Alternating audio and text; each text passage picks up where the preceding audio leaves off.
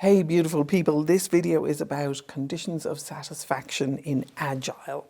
So on previous video I've talked about conditions of satisfaction and what it means and why it's important and how it's different than acceptance criteria. And this one I want to talk about is relative to Agile. So the Agile movement has done some wonderful things in terms of trying to capitalize on that and understand it. And what I'd like to do here is show you the difference between thinking about Agile in terms of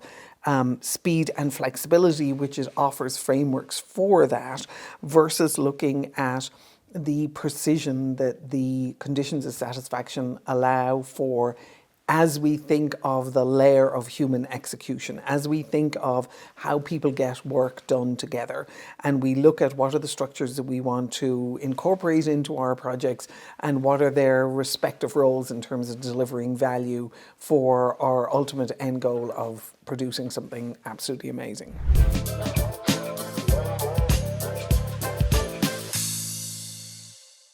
So I've worked with a number of teams where they are using Agile and they're using it effectively. And what we've done in those cases, and I would encourage this because I've seen it work, is that we incorporate the idea of conditions of satisfaction and Agile together because it gives us a higher level of executional fluency. So there are structures that are very valuable in Agile because it tells us how to deliver iteratively, and it helps us break down our project into realistic increments that we can accelerate ourselves through and learn from, and then we're creating those feedback loops based on the Agile sprints that we're doing. The conditions of satisfaction put us in a position where we are discussing what satisfaction will look like before the sprint begins. So many times what we'll do is we will treat sprints almost as if they are groupings of tasks, and in previous videos I've talked about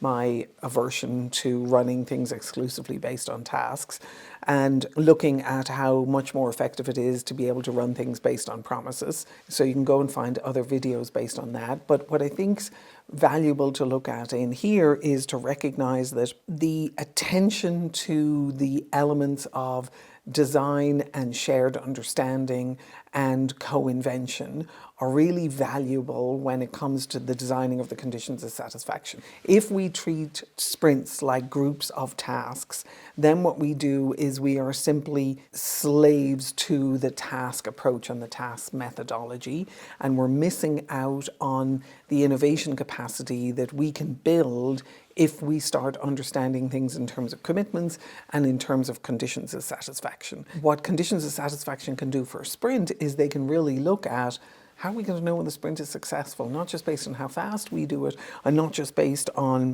whether or not we're able to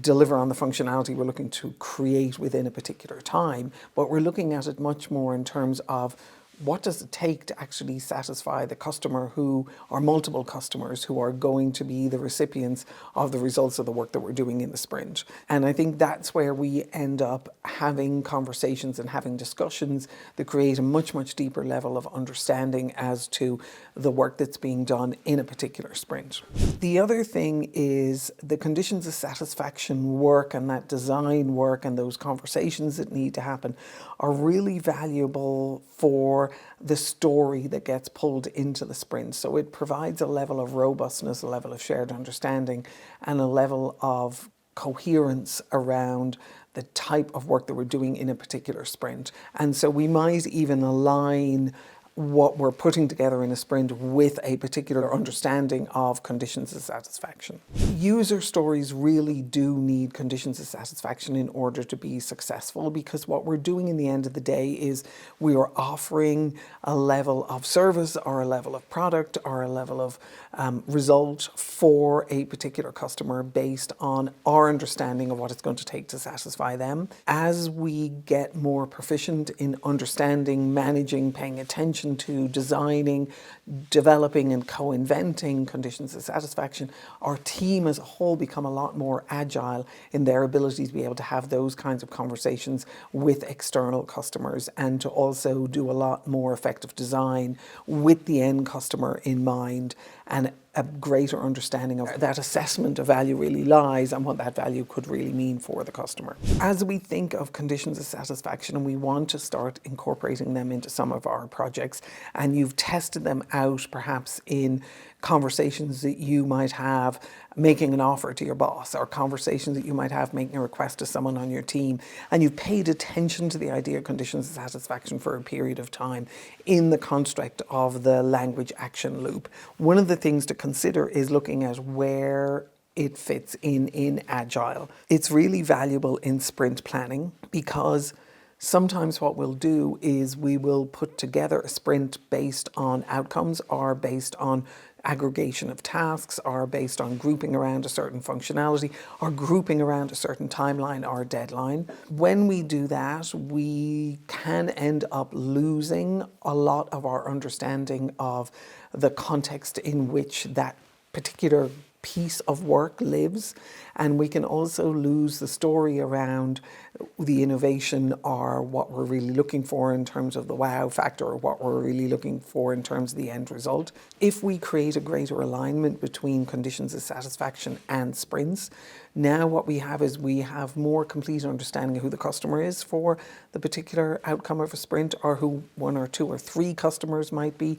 And we can have those customers more highly engaged in the entire sprint process than we might otherwise have if we were simply running a sprint based on a group of functions that we wanted to deliver on, or a group of tasks we wanted to deliver on. The other thing that it does is it also means that we are, as we pay attention to our backlog, we are putting our backlog through a filter of the conditions of satisfaction. So you can imagine a scenario where you might have a backlog that might have, say, 50 items in it that you're focused on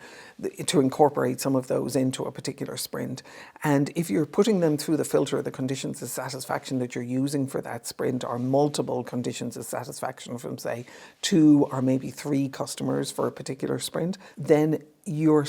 deciding whether or not they are relevant for the conditions of satisfaction for that sprint, not just that they exist in the backlog and therefore should be included in whatever it is you're looking to accomplish within the sprint, or the amount of work you're looking to do in that particular sprint. So they become a very good filter for really questioning whether some of the things that we haven't gotten to, or some of the things that have fallen into our backlog, are worthy now of completing, and whether they continue to add value in the context of the sprint work that we're doing. The other thing that I found that's useful when we start thinking in terms of conditions of satisfaction is that they reveal where we have made assumptions,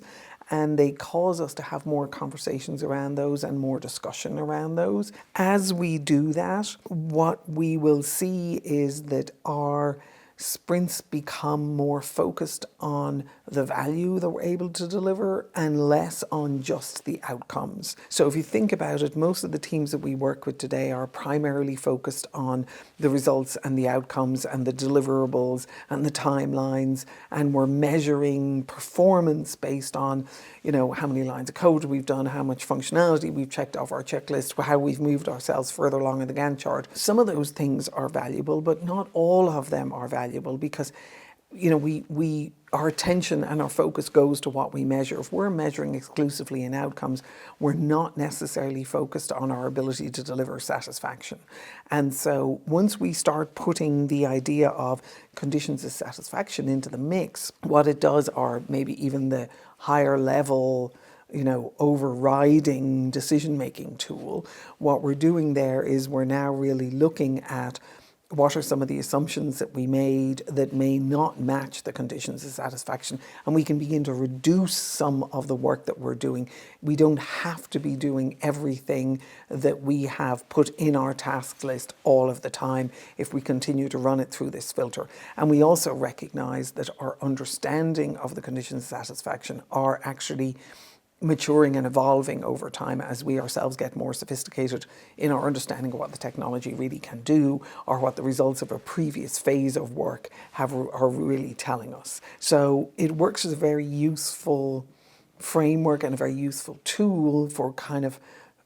making sure you stay focused and grounded on what it'll take to ultimately produce satisfaction. And it puts you in a position where you're likely to be making trade-offs, as we all have to do all the time in fast-moving projects, around the difference between what truly is an innovation versus what is something that we thought might be innovative at the time. And now that we've moved 6, 9, 12, 18 months into the project, we're seeing that that's no longer relevant. So you're doing a level of revisiting on a pretty ongoing basis. Now, obviously, that needs to get tied into higher levels of decision making and project planning at the overall project level, but it keeps the conversation current and relevant for everyone who's engaged in it, and it also allows you to be able to keep your eye on the prize effectively. So as you start thinking about this idea of execution and agility and what are the tools and frameworks that you want to use as you start building out your project, I have a white paper that's free that I think will help you with your thinking around this,